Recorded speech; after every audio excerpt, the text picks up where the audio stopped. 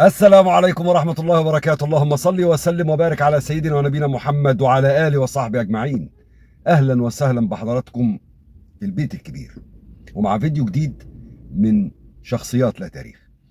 أنا مبسوط جدا من الفيديو الأخراني، من التعليقات والتفاعل اللي موجود، وفي كده حد يعلق حد يرد عليه. هو ده اللي المفروض يبقى موجود بينا، التفاعل. فطبعا قبل ما ابتدي نشوف التعليقات، احب اشكر جميع القنوات الاوروبيه، القنوات الاجنبيه اللي دعموني في هذا الفيديو وحضروا عندي. احب اشكرهم وتعالوا نشوفوا اسمائهم.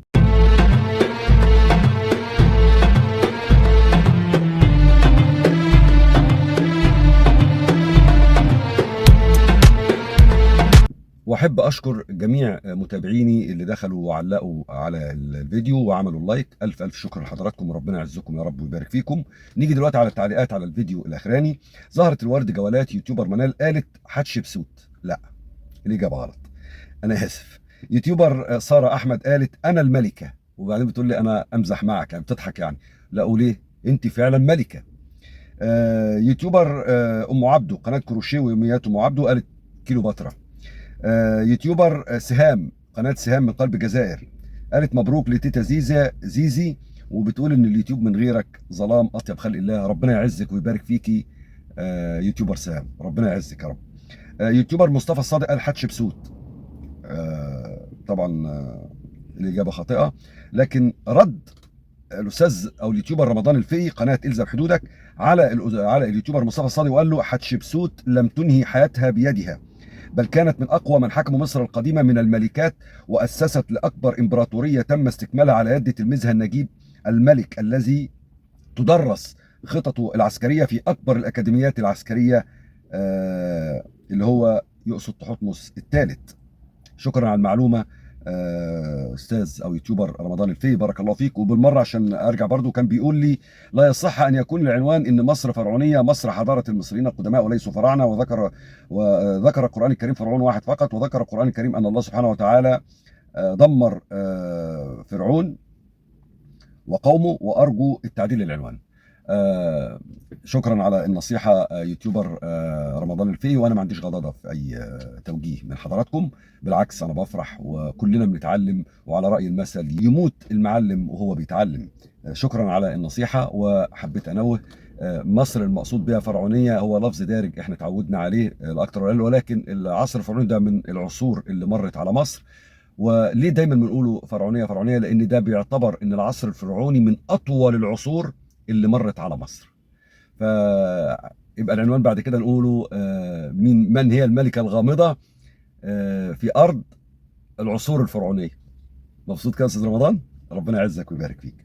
نيجي لليوتيوبر فاطمه مطبخ، قناه مطبخ فاطمه حبيب، قالت حتشبسوت. غلط. قناه وابقى الاثر مع محمد ولام، يوتيوبر محمد ولام، قالوا كليوباترا. قناه مطعمي جنه نونو، اليوتيوبر مطعمي جنه نونو، قالت مبروك تيتا زيزي، وقالت كليوباترا، وقالت كانت اجمل النساء في عصرها، وكانت عنيده وصارمه وحاكمه، وكان ذكائها يفوق الجميع. بارك الله فيك وشكرا على المعلومه. يوتيوبر حنان محمد قالت كليوباترا، وفي مكان باسمها في مرسى مطروح. رب يعزك. قناه عالم الشورتس، يوتيوبر عالم الشورتس بيقول الملكه الغامضه في ارض الفراعنه هي نفرتيتي. لا، الاجابه غلط. زوجة الملك اخناتون. لا، الملكه الفيديو مش مقصود بيه الملكه نفرتيتي. يوتيوبر احمد فضل بيقول كيلوباترا. عندي نقول يوتيوبر، هي حساب مش قناه. لولو بتقول المصريين القدماء ليسوا فراعنه، فرعون هو اسم حاكم مصر هكسوسي ظالم حكم مصر لفتره واخذ عقابه من الله واخرج الهكسوس من مصر، فشعب مصر من القدم هم مصريين وليسوا فراعنه. وضحت الصوره اختي الكريمه يوتيوبر لولو ان احنا دايما اللفظ الدارج عندنا بنقوله مصر فرعونيه فرعونيه، ولكن بقول لحضراتكم ان مصر ده العصر الفرعوني من ضمن العصور اللي مرت على مصر زي بقيه العصور، ولكن احنا دايما متعلقين بكلمه فرعونيه عشان العصر ده اللي تم فيه الاهرامات والاثار والمعابد والتحنيط والى اخره. حصلت فيه حاجات كتيره قوي ما زال بيحكى بيها لحد الان، وما زالت بتبهر العالم لحد الان. فاحنا دايما بنقول مصر فرعونيه مش عشان مصر فرعونيه، مصر دوله عربيه فإن العصر الفرعوني ده أطول عصر مر على مصر. خلصنا كده. ما تيجوا نشوفوا اللي قالوا الإجابات وما تمش توفيقهم في الإجابة الصحيحة، وبنجيب أسمائهم. حد هيقول لي الله ما أنت بتجيب أسماء اللي ما بيحلوش. لا، دول اجتهدوا، اهتموا بالفيديو، شافوا الفيديو، قالوا الأسماء اللي هم اعتقدوا إنها صح وممكن اختلط عليهم الأمر. المهم إن هم اهتموا، أهم حاجة اهتموا. ثانيا كان ممكن يبصوا على التعليقات ويكتبوا زي بقية اللي حلوا الحل الصحيح. أنا بشكركم وتعالوا نشوفوا أسمائهم.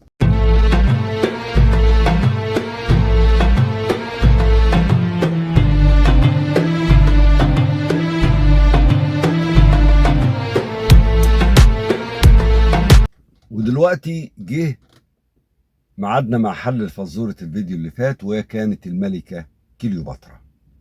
وبشكر كل اللي حلوا الحل الصحيح، وما تيجوا نشوفوا أسمائهم.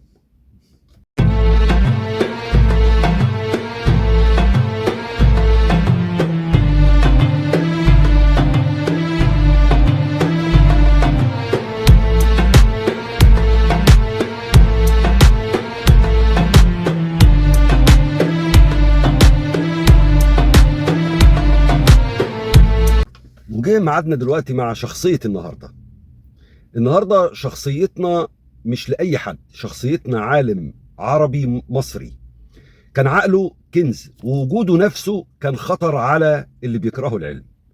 اتولد في اسكندرية، اشتغل في مجال حساس جدا لدرجة ان نهايته كانت غامضة ومليانة أسئلة لحد النهاردة. ولد عام 1932 في الإسكندرية. من صغره كان متفوق، مش تفوق عادي لكنه تفوق يخوف. خلى المدرسين يتأكدوا ان مستقبل البلد في العلم هيبقى على ايديه. دخل كلية الهندسة قسم الكهرباء، وتحديدا اتخصص في تخصص نادر جدا وقتها، الهندسة النووية. كان دايما الأول على دفعته، والسبب ده مش انه بيذاكر كتير، لكن لانه بيفهم بسرعة واسرع من اي حد. بعد ما اتخرج سافر لبلاد أوروبية عشان يكمل دراساته العليا في الذرة والطاقة النووية، وهناك اتعرف كواحد من أفضل الباحثين العرب في الخارج. بعد كده رجع للمنطقة العربية بعد ما طلبت منه دولة عربية شقيقة اللي هي العراق إنه يساعدهم في مشروع ضخم. مشروع كان ممكن يغير موازين القوى في المنطقة بالكامل. كان دوره إنه يشرف على تطوير مفاعل نووي ويقود مجموعة من أفضل المهندسين. علمه، خبرته، دقته خلوه الشخص الوحيد اللي لازم يكون موجود في أي خطوة مهمة. نجاحاته بدأت تضايق ناس كتير، وملفات علمية حساسة بدأت توصل لأطراف مش مفروض تعرفها.